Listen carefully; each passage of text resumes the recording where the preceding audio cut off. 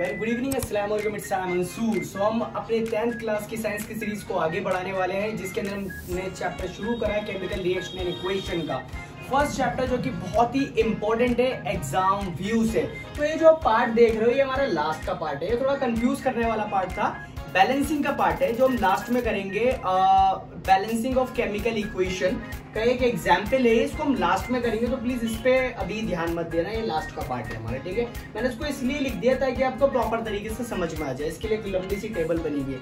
तो हम अपनी वीडियो को शुरू करते हैं, जिसके अंदर हम केमिकल इक्वेशन को पढ़ने वाले हैं आज वीडियो के अंदर। जो आपने अगर हमारा पहला पार्ट नहीं देखा, जिसके अंदर मैंने केमिकल रिएक्शन के बारे में बताया, तो प्लीज मेरे चैनल पर जाके आप पहले पार्ट को देखिए, ताकि आपको केमिकल इक्वेशन का प्रॉपर तरीके से पार्ट समझ में आ जाए। तो हम शुरू करते हैं बिना पकाए अपनी वीडियो को। Let get start our video.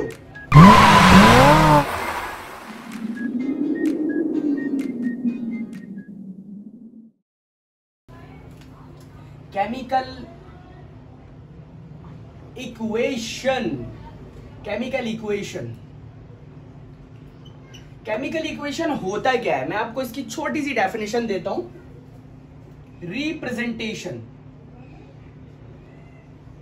Representation of a reaction.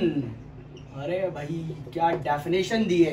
Chemical equation क्या होता है? Representation of a reaction. मतलब जब रिएक्शन होता है ना, रिएक्शन उसको जो हम रिप्रेजेंट करते हैं उसको इक्वेशन बोलते हैं। सिंपल सा फंडा है, इसके अलावा कुछ नहीं है भाई, ज्यादा कंफ्यूज नहीं होना। अब मैं आपको एग्जाम्पल से समझाता हूं, ताकि आपको प्रॉपर तरीके समझ में आए। तो एग्जाम्पल लेते हैं हम यहां पर। कार्बन मोनोऑक्साइड प्लस हाइड्रोजन, ठीक है। ये वाली साइड जो है हमारी, ये वाली साइड ये कहलाती है रिएक्टेंट, ठीक है। और जो इक्वेशन वाला पार्ट कहलाता है वो कहलाता है हमारा प्रोडक्ट, ठीक है। जब इसका आपस में रिएक्ट होगा कार्बन मोनोऑक्साइड और हाइड्रोजन का, तो हमें मिलेगा मेथनॉल, ठीक है। मेथनॉल मिलेगा, ठीक है ना। क्लियर है। तो ये वाला पार्ट जो हमारी इक्वेशन है उसको प्रोडक्ट बोलते हैं, जो रिएक्शन वाली साइड है उसको रिएक्टेंट बोलते हैं। आपने माइंड में रखना। इसका फॉर्मूला क्या होता है? CO प्लस H2, ठीक है ना। क्लियर है। अब जब ये रिएक्शन हो जाएगा, रिएक्शन होने के बाद जो इक्वेशन बनेगी वो बनेगी CH3OH, ठीक है ना। ये क्लियर है। ये हमारा मेथनॉल की हमारा इक्वेशन बन गई है, ठीक है ना। क्लियर है। तो प्रॉपर तरीके से देख लीजिए इसको, ताकि आपके एकदम दिमाग में आ जाए एकदम, ठीक है ना। अब आपने देखा होगा केमिकल रिएक्शन के अंदर कंपाउंड के साथ आपने कुछ लेटर को लिखा हुआ देखा होगा। लेटर कौन कौन से? जैसे कि L, G, S और AQ, ठीक है। L हमारा लिक्विड, G हमारा गैस और S हमारा सॉलिड और AQ हमारा एक्यूज होता है, ठीक है। ये क्यों लगाते हैं? इससे हमारी जो हमारी इक्वेशन होती है वो ज्यादा अट्रैक्टिव हो जाती है, ठीक है ना।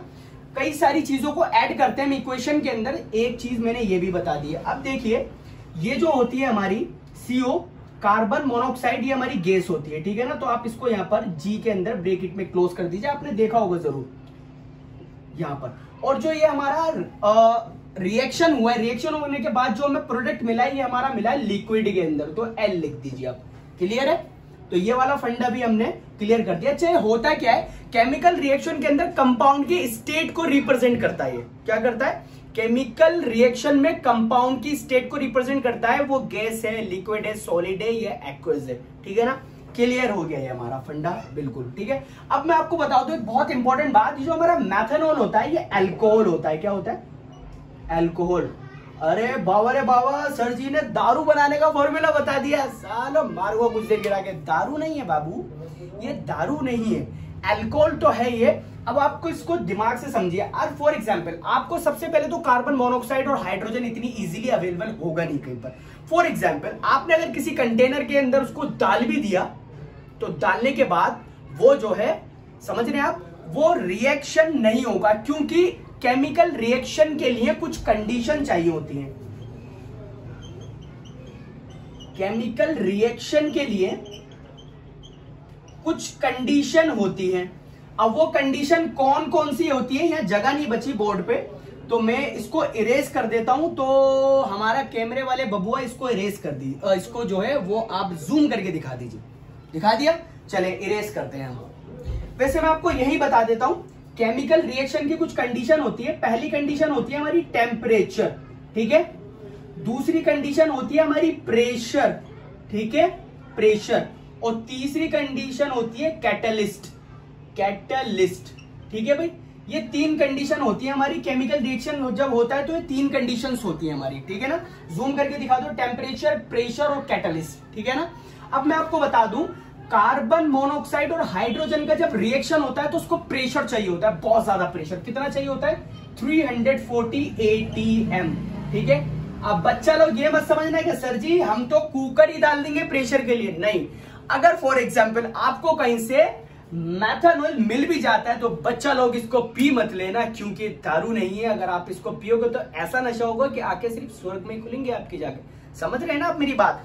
तो अब आप देखिए, आपने देखा होगा ये रिएक्टेंट और प्रोडक्ट के बीच में एक एरो लगाता हूं, हम एरो लगाते हैं, ये वाला एरो। इस एरो के ऊपर ही हमारे केमिकल रिएक्शन कंडीशन, टेम्परेचर है, प्रेशर है, ये कैटलिस्ट है, इसको रिप्रेजेंट किया जाता है यहां पर 340 atm। अब देखिए कितनी अट्रैक्टिव हो गई है हमारी इक्वेशन, मतलब COG H2G 340 atm और CH3OH ये हमारा लिक्विड हो गया, ठीक है। इस पूरे पेज पे हमने जो है केमिकल इक्वेशन की पूरी अंडरस्टैंडिंग कर ली है, ठीक है। आगे जो हमारा टॉपिक आने वाला है वो सब पॉइंट आने वाला है इसका सब, और वो मोस्ट इंपॉर्टेंट पॉइंट है, मोस्ट इंपॉर्टेंट पॉइंट, मतलब इतना ज्यादा important, very very very important है, ठीक है। पहले मैं इसको इरेज कर देता हूं। कहां गया भाई हमारा डस्टर? कहां गया डस्टर? कहां है sir ji? Duster, duster. So duster, पहले हम इसको इरेज कर देते हैं। इरेज कर दिया भाई हमने इसको, ठीक है। हमारा जो पॉइंट है वो है, और इसको भी इरेज ही कर देते हैं, किसी काम का नहीं बचा है भैया हमारा। तो हमारा पॉइंट है वो है balancing, balancing of chemical equation, ठीक है। Balancing of chemical equation very very important, मतलब ये इतना इंपॉर्टेंट टॉपिक है कि आपको रोज की 4 से 5 केमिकल बैलेंसिंग करनी है। मतलब खाना खाना भूल जाना, पानी पीना भूल जाना, डिनर करना भूल जाना, लंच करना भूल जाना, पोटी कर, सॉरी, मतलब सब कुछ भूल जाना, लेकिन ये जरूर करना। और एग्जामिनर का सबसे मोस्ट इंपॉर्टेंट और बहुत ही ज्यादा फेवरेट पॉइंट है, समझ रहे हो ना आप मेरी बात, ठीक है। पढ़ाई पे ज्यादा ध्यान देना है। कहीं कमेंट्स के अंदर बताओ सर जी हेयर स्टाइल ऐसा हो रहा है वैसा हो रहा है, कॉन्सेंट्रेट करो बेटा पढ़ाई पे, ठीक है। और बताइए वीडियो कैसी लग रही है, बहुत ज्यादा वर्क हार्ड होता है यार। तो एग्जाम्पल ले लेते हैं हम यहां से, जैसे कि for example H2 plus O2 जब आपस में रिएक्ट करते हैं तो बनता है H2O, वाटर वह बन जाता है ये हमारा, ठीक है ना। ये हमारी दोनों गैस हैं और यहां पर हमारा क्या लिक्विड बन जाता है, ठीक है ना, ये बन जाता है लिक्विड। अब आपको एक टेबल बनानी पड़ेगी, टेबल, कहां समझे बछुआ? टेबल बनानी पड़ेगी, टेबल। सबसे पहले हाइड्रोजन, उसके बाद ऑक्सीजन, और ये हमारे हमने यहां पर क्या लिख दिया? एटम्स लिख दिए। इनका मास कितना है? हाइड्रोजन का कितना है? रिएक्टेंट साइड में 2 है, प्रोडक्ट साइड में 2 है। ऑक्सीजन का कितना है? 2 है, और प्रोडक्ट साइड में 1 है। अरे भैया मास तो डिस्ट्रॉय हो गया। अब आपको ध्यान होगी एक बहुत इंपॉर्टेंट चीज, 9th में हमने पढ़ा था, क्या था? Law of conservation of mass, ये आपने पढ़ा था, ठीक है। आपके सामने डेफिनेशन आ रही है, देखो मैं आपको पढ़ के भी बता देता हूं। मास cannot be destroyed nor created in chemical reaction, hence atoms cannot destroyed or created। ना तो मास को बनाया जा सकता ना डिस्ट्रॉय करा जा सकता, सेम ना एटम्स को बनाया जा सकता ना उसको डिस्ट्रॉय करा जा सकता। अब आप सोचो, यहां से जो हमारा जो इसका मास गायब हुआ है ऑक्सीजन का, ना तो डिस्ट्रॉय हुआ है, ठीक है। अब इसको बैलेंस करने के लिए क्या करेंगे? सिंपल सा फंडा है, सिंपल सा, यहां से प्रोडक्ट साइड में 2 से मल्टीप्लाई कर देंगे, ठीक है। अब ये देखो एक पंगा हो जाएगा, ये 4 हो जाएंगे हमारे हाइड्रोजन, हाइड्रोजन हमारे 4 हो गए, लेकिन यहां तो 2 है। ऑक्सीजन तो हमारे हो जाएंगे बराबर, बैलेंस हो गया, ऑक्सीजन का तो बैलेंस हो गया हमारा। देखो पूरी की अब देखो इतनी अंडरस्टैंडिंग तो आप रखना कि सर जी ये 4 केस हो गए, 2 केस हो गए, 10th के स्टूडेंट हो यार, ठीक है ना। तो हम क्या करेंगे, यहां पर दोबारा रिएक्टेंट साइड में अब हाइड्रोजन की 2 से मल्टीप्लाई कर देंगे, तो यहां पर हमारा हाइड्रोजन भी बैलेंस हो जाएगा, मतलब हाइड्रोजन भी हमारा 4 हो गया और ऑक्सीजन भी हमारा 2-2 हो गया, ठीक है। तो ये था हमारा बैलेंसिंग का एक एग्जाम्पल। अब दूसरा बैलेंसिंग का एग्जाम्पल जो हमने कार्बन मोनोऑक्साइड का लिया था, दोबारा इसका फॉर्मूला लिखते हैं, क्या है, CA नहीं था, CO plus H2 is equal to CH3OH। ठीक है बबुआ लोग, अब इसकी भी टेबल बना देते हैं। ये लो जी सर जी, टेबल बना दी, इसकी कोई डिफिकल्ट थोड़ी ना है भैया, इजी है यार, इजी है। एटम्स क्या है हमारे पास, सबसे पहले इसके अंदर C भी है, तो 3 पॉइंट बन जाएंगे हमारे इसके अंदर, 3 पॉइंट, ये बीच में ले लो। तो हमारे सबसे पहले क्या है, हमारे पास C है, O है, H है, ठीक है।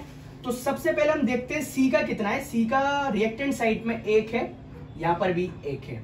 ऑक्सीजन का कितना है, 1 है, यहां पर भी प्रोडक्ट साइड में 1 है। हाइड्रोजन का यहां पर 2 है और हाइड्रोजन का यहां पर 4 है। ओ भाई, अब इसको बैलेंस करने के लिए हम क्या करेंगे, सिंपल सा फंडा है। इसको बैलेंस करने के लिए आप क्या करोगे, 2 से मल्टीप्लाई करोगे। अब कहां पर रखोगे 2, यहां पर 2 रखोगे। सिंपल रिएक्टेंट साइड में देखो CO प्लस 2H2 CH3OH, ये हो गया हमारा इजीली बैलेंस। ठीक है, तो ये हमारे 2 एग्जाम्पल, जूम करके दिखा दीजिए भैया। हमने कार्बन मोनोऑक्साइड और हाइड्रोजन के भी एक एग्जाम्पल ले लिया और हमने वाटर का भी एग्जाम्पल ले लिया था, इजी अंडरस्टैंडिंग करवाने के लिए। ठीक है भाई, ये हमने यहाँ पर बेटर अंडरस्टैंडिंग कर ली। अब ये हमारे सामने सबसे बड़ा बवाल है भाई साहब, जिसने इसको सॉल्व कर लिया ना, हम समझेंगे कि वो है केमिस्ट्री के फादर, और अगर गर्ल्स हैं तो हम समझ लेंगे वो है अम्मी। ठीक है, तो बहुत ज्यादा डिफिकल्ट है, तो इसको समझिए, जूम करके इसको दिखाइए, मुझे चाहे ज्यादा फोकस वो मत मारिए। देखो उसको बहुत ध्यान से समझना है, अगर आपको समझ में नहीं आता तो आप उसको दोबारा रिमाइंड करके देखिए, ताकि आपको समझिए। एक इक्वेशन है HNO3 प्लस CaOH2, ये हमारा रिएक्टेंट साइड है। प्रोडक्ट साइड क्या है, CaNO3 2 प्लस H2O। ठीक है, मैंने देखो टेबल को 3 पार्ट में बांटा है, initial final, initial final, initial final. मैं आपको लिखना तो भूल ही गया था, इन टेबल में लिखना होता है इनिशियल फाइनल। ठीक है, फाइनल ये जरूर लिखना है, initial final, initial final, initial. ठीक है, तो I मतलब इनिशियल और F मतलब फाइनल। ठीक है, तो देखो हम क्या करेंगे, यहां पर हाइड्रोजन के देखिए 3 है, कितने हैं, 3 है। इनिशियल साइड में कितने हैं, 3 है हाइड्रोजन के, 3, ये देख लीजिए 3 है। ठीक है, हाइड्रोजन 1 यहां पर और 2 यहां पर। ठीक है, फाइनल जो हमारा प्रोडक्ट साइड है उधर कितने हैं, 2 हैं, देखिए यहां पर 2 हैं। ठीक है, अब आप देखिए हमारा जो नाइट्रोजन है उसका कितना है, उसका देख लीजिए 1 है इधर। ठीक है, और प्रोडक्ट साइड में कितना है, प्रोडक्ट साइड में हमारा 2 है। ठीक है, 2 है। ठीक है, ऑक्सीजन का देख लीजिए कितना है, 5 है, इधर साइड में 5 है हमारा रिएक्टेंट साइड में, और हमारा 5 कैसे, 3, ये देख लीजिए 2 यहाँ पर 5 हो गया। और हमारा प्रोडक्ट साइड में कितना है, 7 है। कैसे 7 है, 3 2 6 और 1 7 हो गया। और Ca हमारा दोनों साइड 1 1 है। ठीक है ना, क्लियर है। अब इसको बैलेंस करने के लिए देखो मैंने क्या करा, बैलेंस करने के लिए मैंने स्टार्टिंग में HNO3 की 2 से मल्टीप्लाई कर दी। जब मैंने 2 से मल्टीप्लाई करी तो इनिशियल हमारे पास हाइड्रोजन हमारा कितना हो गया, 4 हो गया, और हमारा फाइनल में 2 है। ठीक है, और जो हमारा नाइट्रोजन है वो देखो बैलेंस हो गया, क्योंकि 2 से मल्टीप्लाई हो गई, तो यहां भी 2 है और यहां भी 2 है, ये बैलेंस हो गया।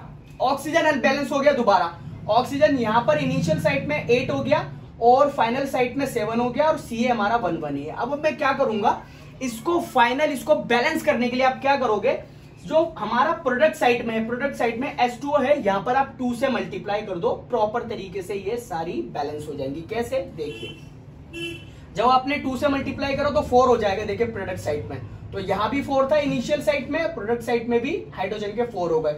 ये तो दो पहले से क्लियर थे। ठीक है, जब आपने यहां से 2 से मल्टीप्लाई करा तो ऑक्सीजन के थे इनिशियल में भी 8 थे और फाइनल में भी 8 हो गए 2 से मल्टीप्लाई करने पर। ठीक है, और Ca का तो 1 1 पहले से ही था। तो आपको अगर इसके अंदर भाई, ये सबसे डिफिकल्ट मैंने उठाई थी ताकि इसके अंदर आपको प्रॉपर तरीके से समझ में आ जाए। अगर ये आपको समझ में नहीं आई है तो प्लीज कमेंट बॉक्स के अंदर बताइए, मैं पर्टिकुलर इस पे एक वीडियो बना दूंगा 2-3 मिनट की, ताकि आपको प्रॉपर तरीके से समझ में आ जाए। इतनी अंडरस्टैंडिंग तो होनी चाहिए, क्योंकि आप 10th के स्टूडेंट हो। तो अगर आपको वीडियो अच्छी लगी तो प्लीज लाइक करें, शेयर करें, सब्सक्राइब करें, और आप चैनल पे नए तो प्लीज बेल आइकन को बजा दें ताकि आने वाली वीडियो आपको टाइम पे मिल सके। और जी वीडियो को बनाने में बहुत ज्यादा टाइम लगा है तो प्लीज एक लाइक तो बनता ही है। Thanks for watching the video.